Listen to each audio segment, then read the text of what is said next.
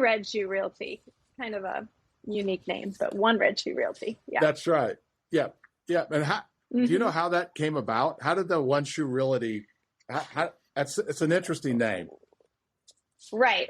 So my broker in charge back when he was starting his own firm, he was running races, and he just decided to run a race with one red shoe on and one not red shoe on. And people were asking him, why do you have a red shoe? Why do I have a red shoe? And at the time he was running a race for a charity. So he was saying, oh, I'm running a race for a charity. And he kind of became known as this red shoe guy.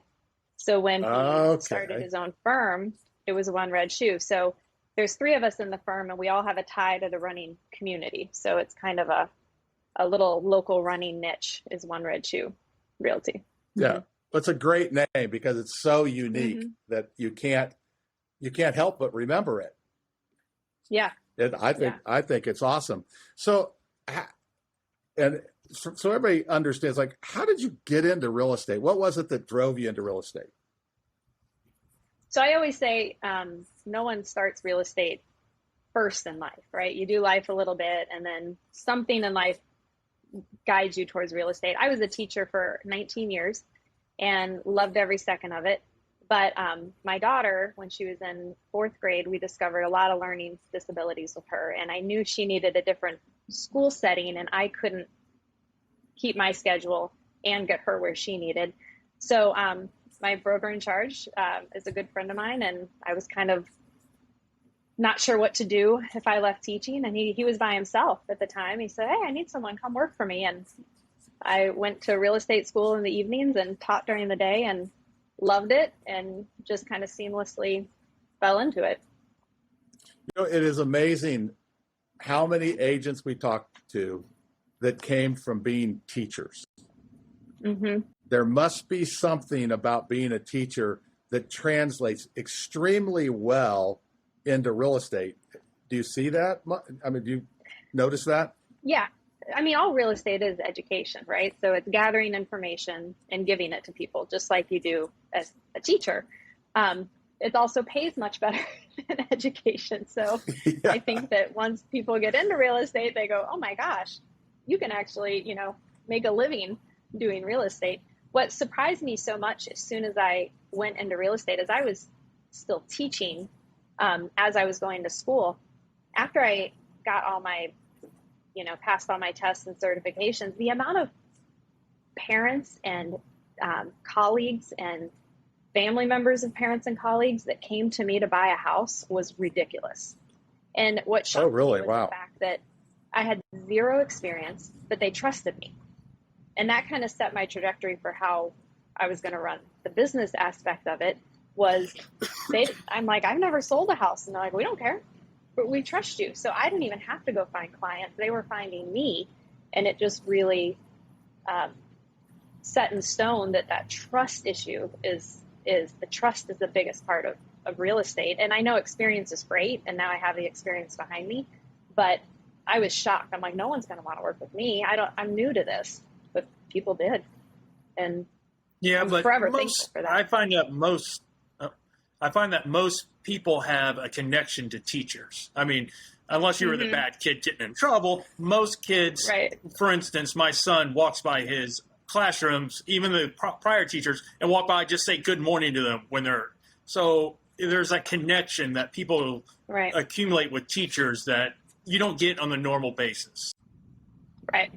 And it is, it is a big connection. You have their child all day, every day.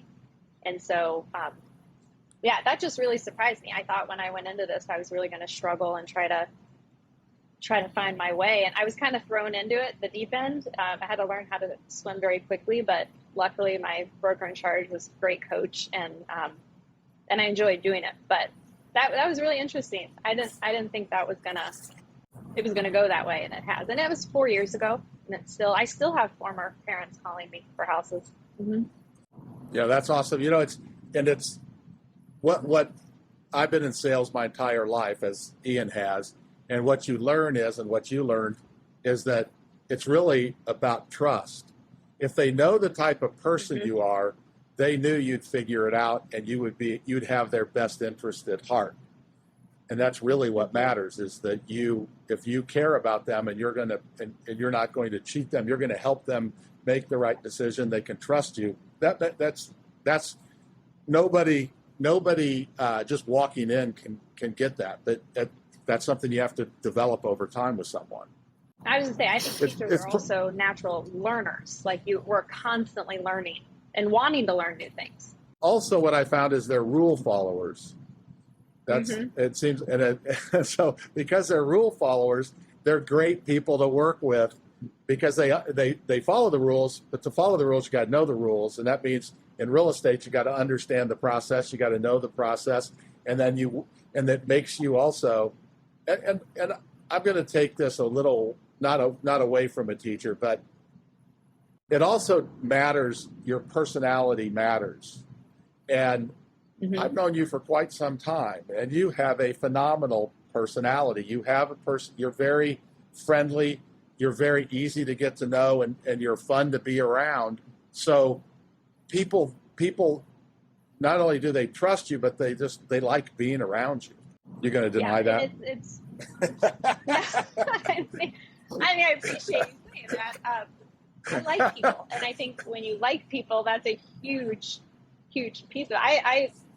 The hardest part for me as a realtor is when the transaction's done, because for months, you know everything about their kids' sports schedules because you have to go around that, or you know what's going on with their work or their moving plans, and then the deal closes, and you're like,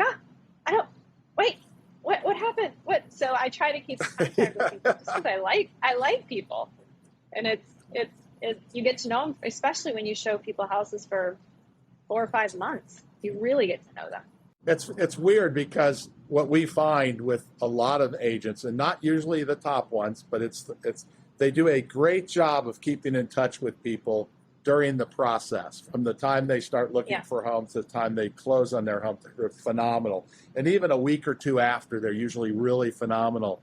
And then there's no process to continue to stay in touch, and so it becomes a lot. It's not that they don't want to; they just don't have a process. They don't have a system in order to do that. But what I found is the top agents tend to have a system in order to stay in front of people and stay and help them. You're really there to really take care of your clients. Every agent that we've had on. That's one of the biggest things that I notice is they're all there wanting to take care of the client. They care about the client, and it's important to them that more than anything else that they're there taking care of their client, protecting their client. Do you agree? Oh, that's absolutely. In fact, our firm is so small. We don't spend any money on marketing. I do maybe some social media things. I would say 99.9% of our business is referrals. And so we really pour into our past clients. So, we don't have the big because budget that's where you, but where's your best client going to come from? Yeah. So do you use a CRM system to keep in touch with everybody? Nope. We are very old school. We are not old school, small.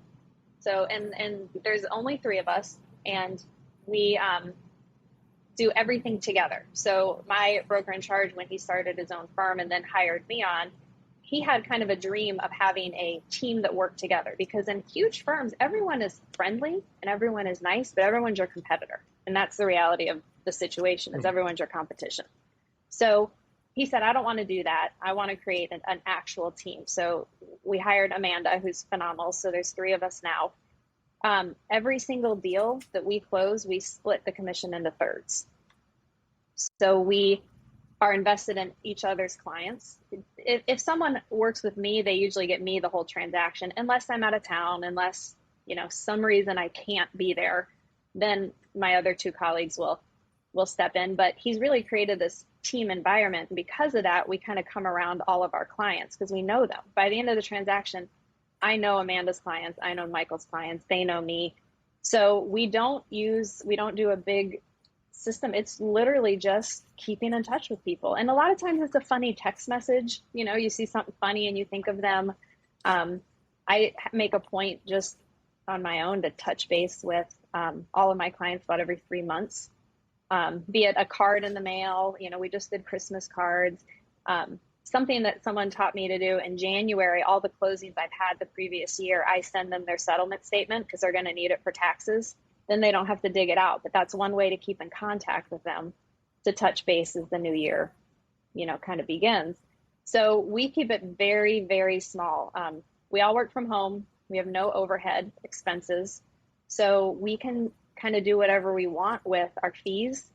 We constantly have a steady stream of clients, which seems not intuitive to what you're told you have to do in real estate. You're told you have to do the mailings, you have to do the big billboards, you have to do all this marketing. And I go to these firms and I'm in their office and it's beautiful, but all I can think is, what do you pay for rent? I mean, this is crazy. Especially when COVID hit, we were able to pivot and do anything we wanted because it was only the three of us and we all came to the decision on how we wanted to handle that. Back in 2008, my business partner, he worked by himself. He said those were his best years because he could kind of do whatever he wanted. So we're able to pivot to whatever our clients need. We just kind of talk about it within ourselves. And then if someone gives us a referral, we absolutely appreciate that. I need to do better at hosting client events and getting people together as another way to touch base.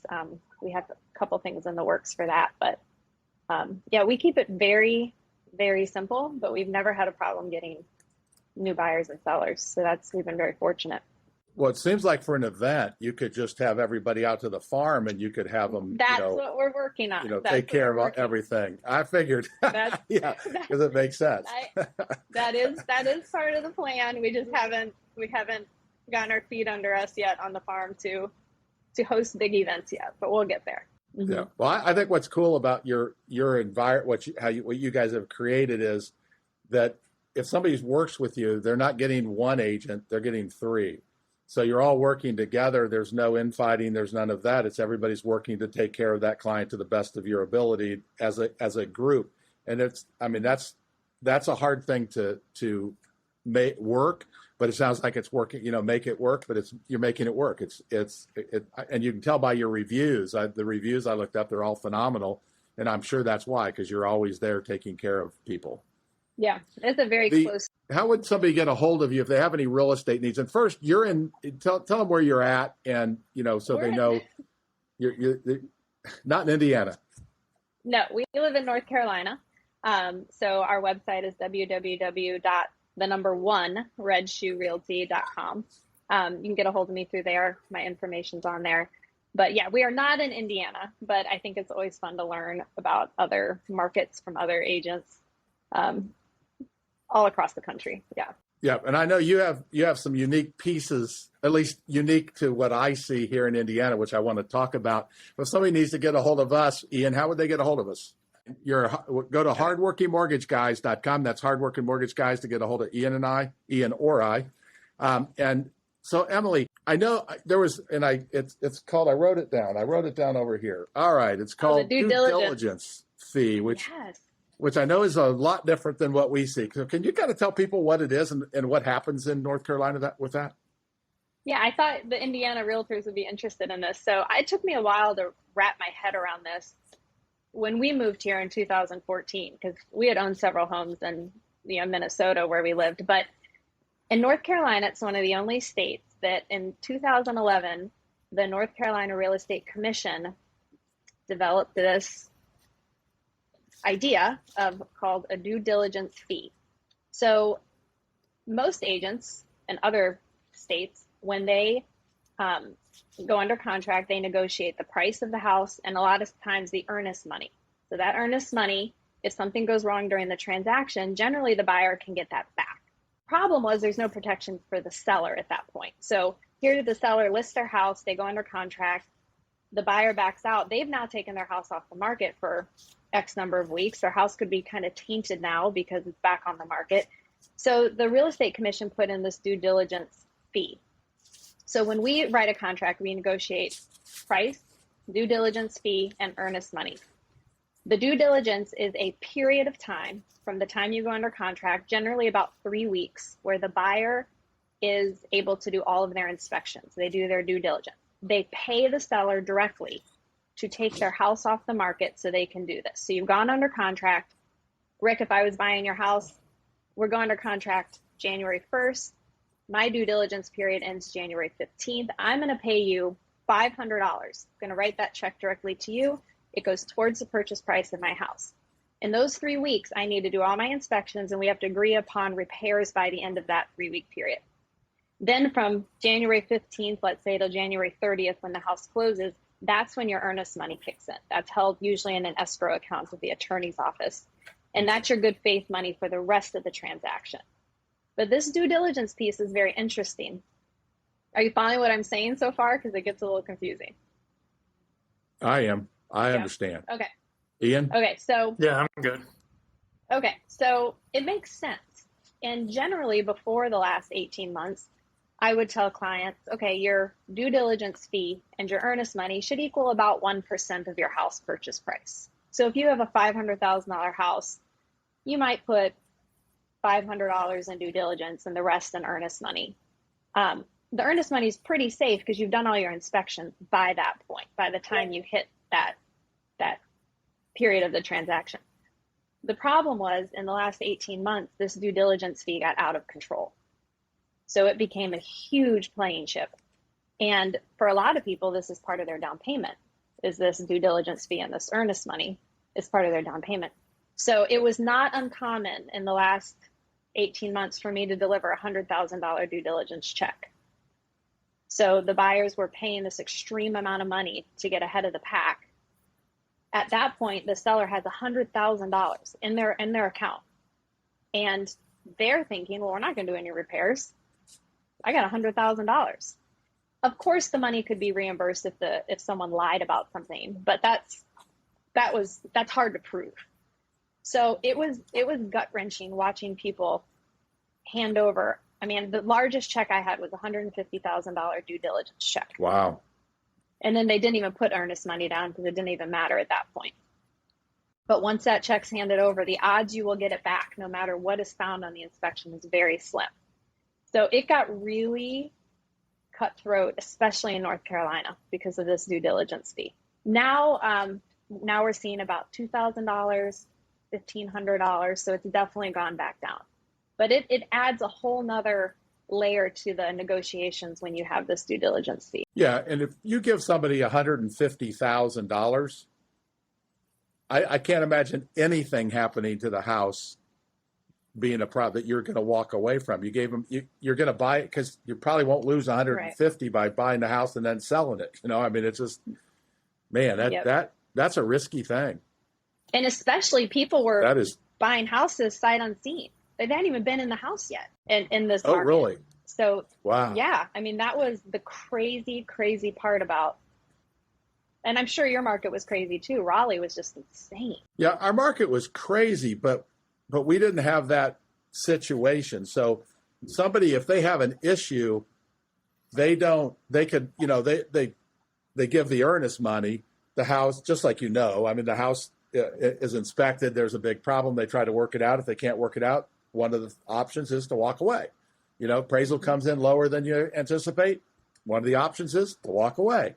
You negotiate it. But if you gave somebody if you gave me $150,000 on my house, and you probably overpaid anyway at that point in time, and you said, I want you to fix this $7,000 item, it's like, no. Mm-hmm. Either walk away and I keep 150 or fix it yourself. Yeah. I mean, that's a hard situation. And you hope the sellers would. I mean, you hope they would. I mean, when we sold our house in February, we got a $100,000 due diligence check. And I about fell out of my chair. Because, I mean, that check was written directly to us. It didn't go through an escrow account. Right. And nothing. So that's $100,000 that just showed up in your account. I was more than willing to fix things. They never asked. Never. They never asked me to fix anything. What happens if the seller backs out? Is there something in there with the seller backing out? Not really possible for the seller to back out with our contract. Okay. Okay. Okay. So seller can't back out. Mm-hmm. Okay. Well, I suppose you could. They'd have to give all the money back, I'm sure, but I'm just curious. Mm-hmm. What are the top things that, a buyer or somebody looking to buy or sell What are some of the top things they should look for in a real estate agent? I think someone who knows houses is really, really important. I tell my clients, I'm not going to look at how pretty your cabinets are. I'm not going to look at, what kind of oven you have. I'm going to be in the attic, in the crawl space. I want to see your plumbing. I'm going to look for anything that could possibly make this deal fall through. So I think having an agent that knows houses, not just takes you in and opens the door for you, but gets down and dirty to see what you're actually buying or selling.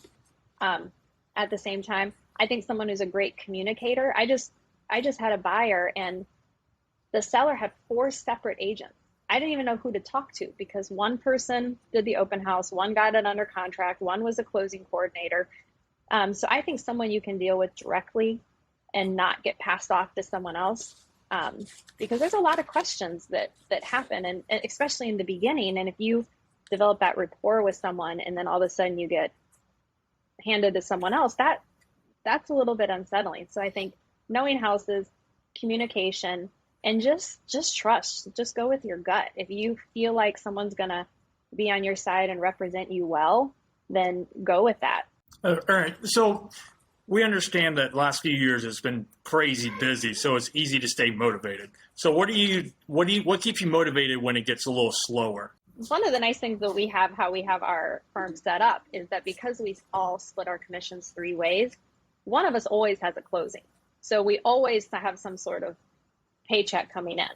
So, Amanda might have a closing, 2 closings this month, and I might have 3 next month. So what keeps me going too is that the way we have it set up is we always have a paycheck, which is nice. It's hard. A lot of people started building these past few years, and especially in North Carolina, it was a way to get away from that due diligence fee, because if they went with a builder, it was just a flat deposit. So some of my clients started building in July. They're just closing this month. And that's a hard pill to swallow when you don't get your commission check till 6 months later. I just say what keeps me going is just working directly with the people and helping them solve a problem. I think that's what we do. We solve a problem. You want to buy a house, you want to sell your house. Let's figure this out together. And I really just like every single part of the transaction. And when one ends, usually another one's starting. So it's just this constant wheel that's turning. And some days you get caught on the wheel a little bit and you need to step back from the wheel. But overall, I haven't had a hard time staying motivated just because it's been steady. And that's all we ask for in our firm, is just to have steadiness. I don't want to ever have so many clients that I can't have a conversation, that I can't, go to my kids' baseball game or, whatever. It's always been steady. And we've been thankful for that. Mm-hmm. So with technology, I know you guys all work from home and everything. What you guys use technology a little different than you think other realtors do? As far as resources available to us? Social media I know some people use the drones for pictures and stuff. Probably like videos for people buying a home sight unseen, stuff like that. Yeah, we do. We have Instagram and Facebook page. We hire out every time we list a house. They do a drone, and then they do Matterport, which is the 3D digital tour through the house. So we have a professional do all of those for us.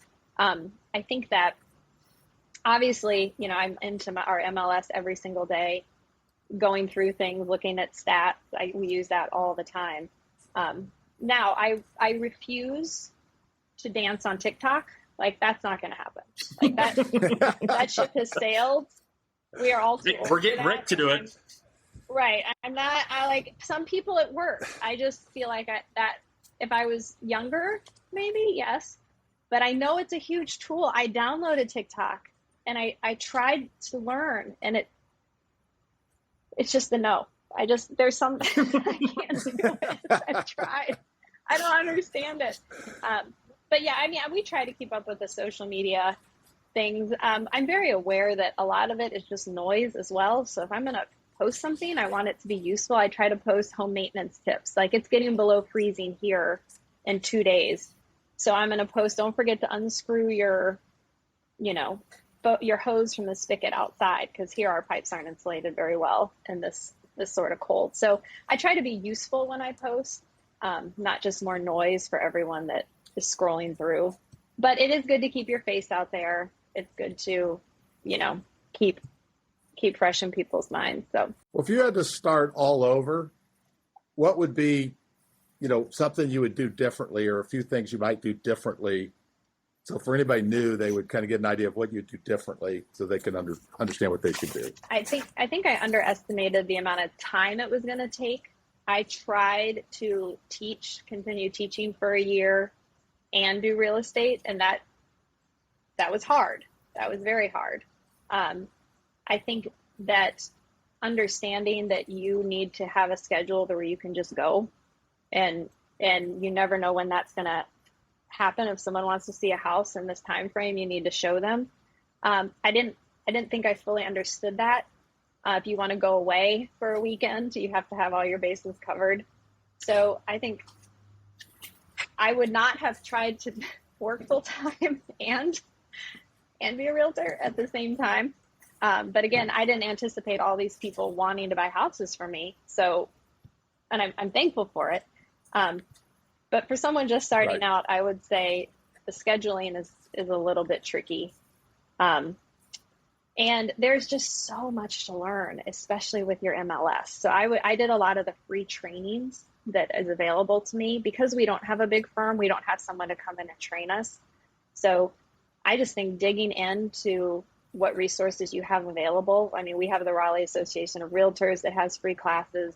Our real estate commission offers things.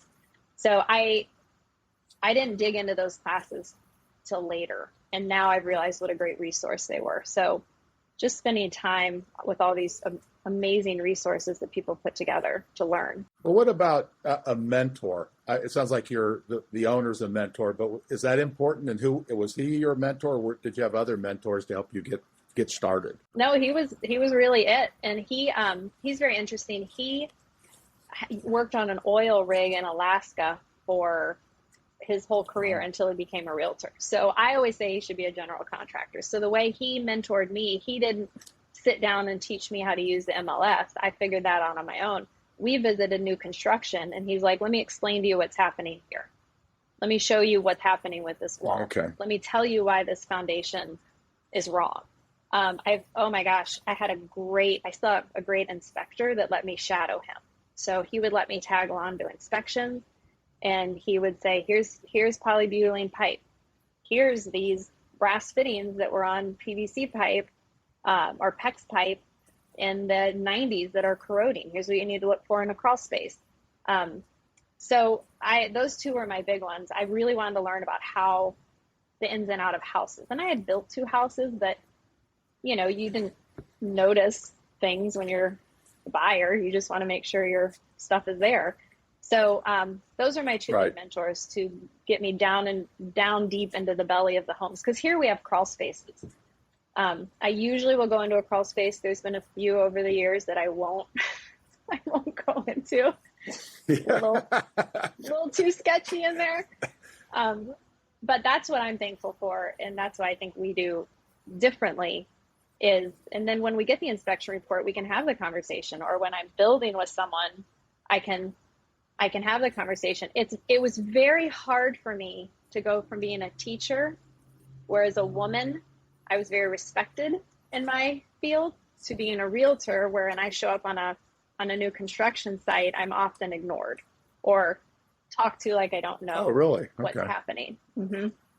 I just had a builder here call me honey and darling the whole transaction. And I'm like, well, I say the same thing to Rick. Yeah, and I don't like it. Yeah, exactly. But I knew as a man, I would, but I'm like, hey, I know what you're doing here. So I think that equips me very well, having those tools in my toolbox of understanding houses. I don't think most agents get that at all. Yeah, it's a kind of a unique skill, I believe.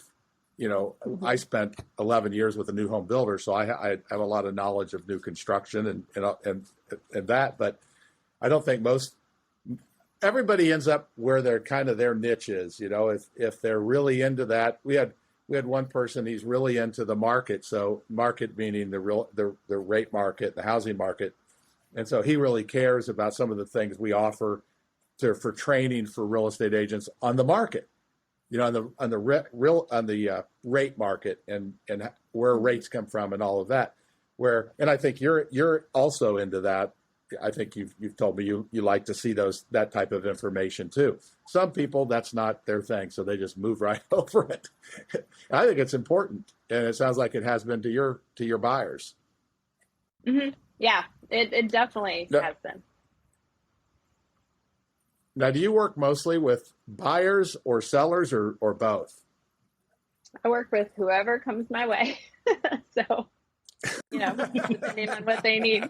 I mean, I'll do whatever. And it's all in it's all in North Carolina. Is there a certain area in North Carolina that you prefer to work in? We work in the Triangle, called the Triangle, because we have 3 major colleges. We have Duke, UNC, and NC State, and it's the Research Triangle that, we have a lot of tech companies and medical companies.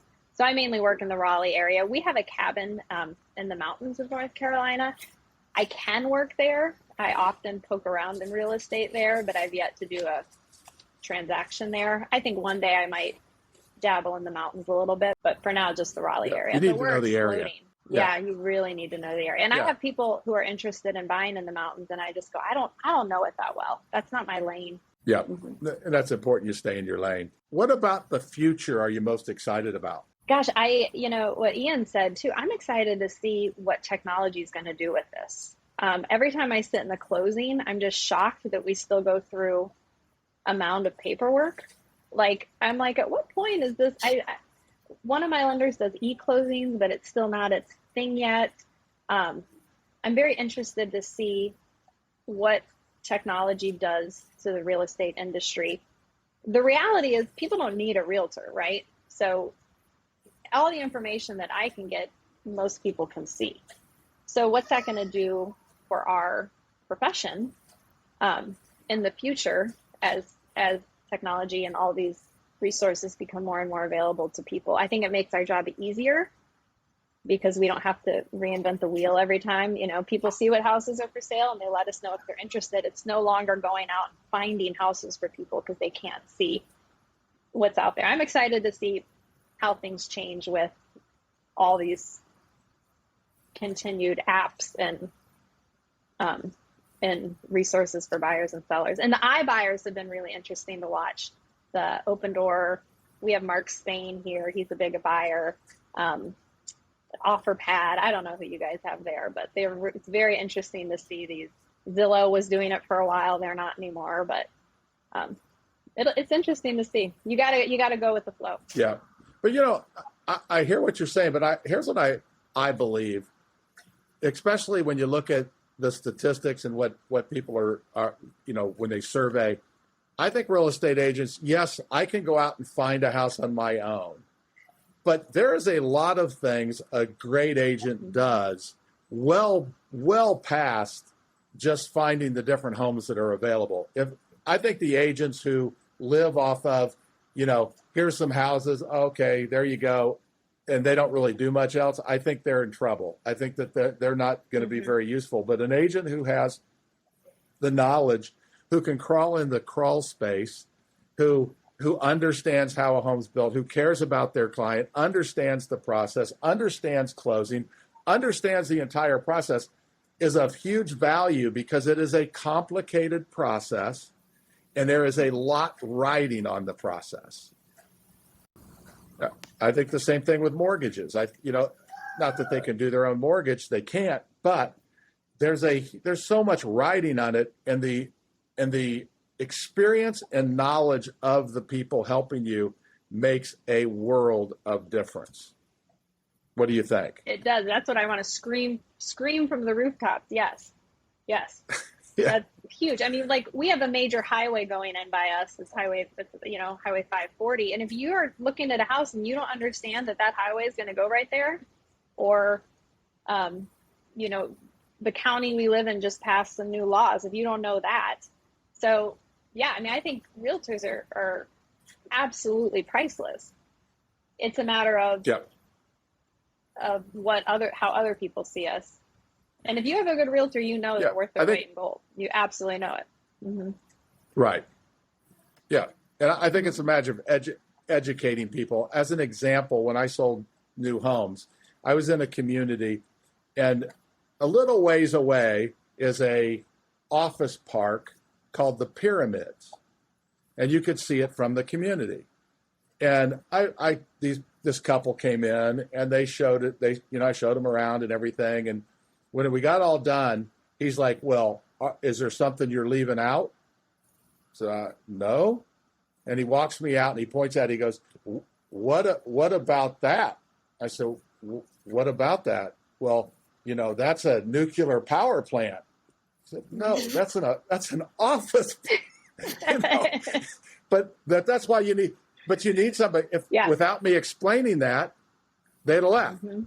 They wouldn't have bought a house because there was a nuclear plant there, which wasn't there. But it's not. I mean, that's an extreme example, but there's so many little examples of where somebody misunderstands what they're looking at or seeing, or something happens in the process that it takes somebody who has knowledge, experience, and is not emotionally involved in the process to help walk everybody through it. That's the key. The key is being the level head and the emotional roller coaster that a lot of transactions become.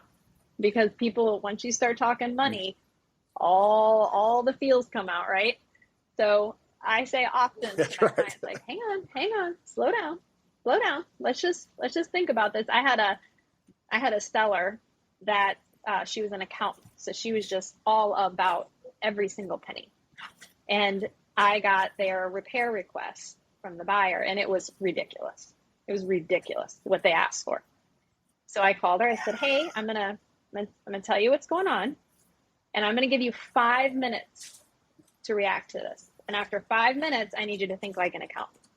And she said, "Okay." And so I told her, and she exploded. "What do they think? Who do these people think they are? Blah, blah, blah, blah, blah, blah, blah, blah, blah."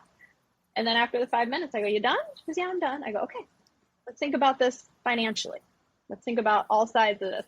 So, oh my gosh, people get so emotionally involved, and they need someone to kind of pull them back to earth. And I have dealt with realtors that jump on the emotional bandwagon, and it definitely adds another level to the transaction. So where do you see your guys' office? I know it'd be kind of hard to grow it when you guys split everything, but how do you see your office growing in the future? We have talked about bringing in some more agents kind of under us. Honestly, we've yet to meet many people that I think would kind of see our vision of how we run our office. I think our goal is to just keep doing exactly what we're doing every year. I mean, we had, I think between the three of us, 8 closings this month, which was manageable for us to each do. We have a couple more in January. So I think I don't want to grow too much. And again, I think that's counter to what a lot of realtors do. They want to be the best. They want the numbers. They want the biggest. They want faces all over everything. We just want to do a good job for our clients that come our way. And so my goal with this is to continue having a steady stream of buyers and sellers that we can form good relationships with and continue to work with their friends and their family. Like I said, I love this job because it can be whatever you make it. So if I wanted to work 80 hours a week and have 10 closing a month, I could do that. It's not what I want to do. So our goal for our firm is to keep doing what we're doing, to keep growing, more clients every year, and to keep sustaining those relationships over time, because that's where we have found that the true difference happens, is when someone feels connected enough to you to refer their child when they want to buy a house. Or, I had someone getting divorced, and she told her ex-husband, like, "Oh, you gotta use Emily to list your house." So got to know both of them separately, and that was a huge compliment to me. Yes, that's awesome.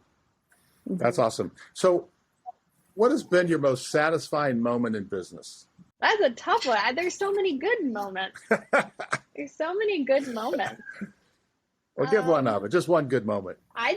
To me, my most satisfying is when someone calls me and says, hey, so-and-so told me to give you a call.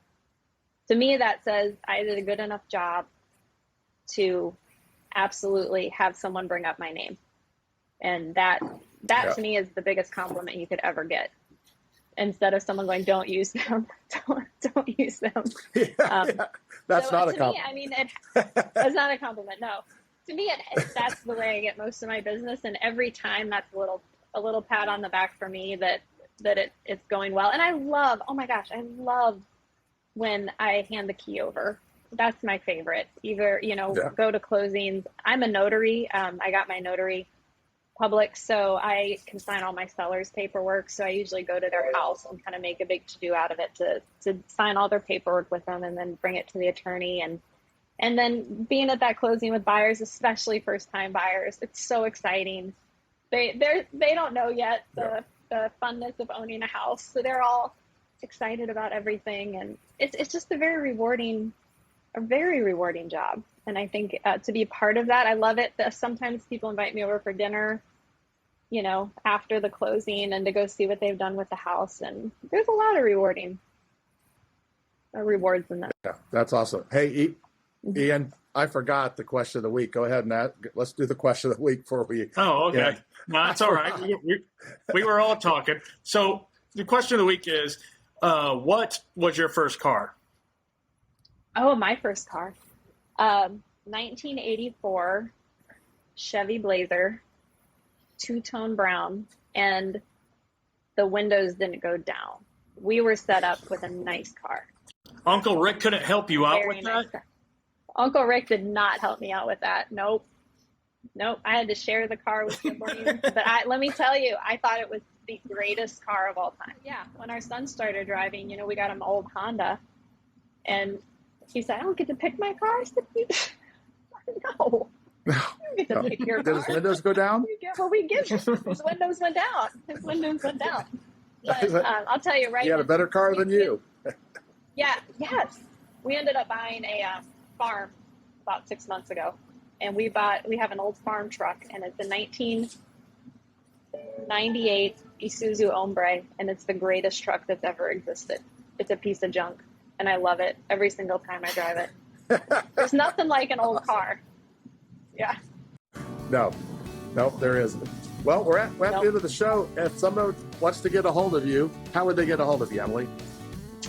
Best thing, just because I don't live in Indiana, is just go to our website, www.1red2realty.com. And my email is emily@1red2realty.com. Awesome. And for us, you can get a hold of Ian or I at hardworkingmortgageguys.com. That's hardworkingmortgageguys.com. Thanks for joining us today. We appreciate it, and have a great rest of your day.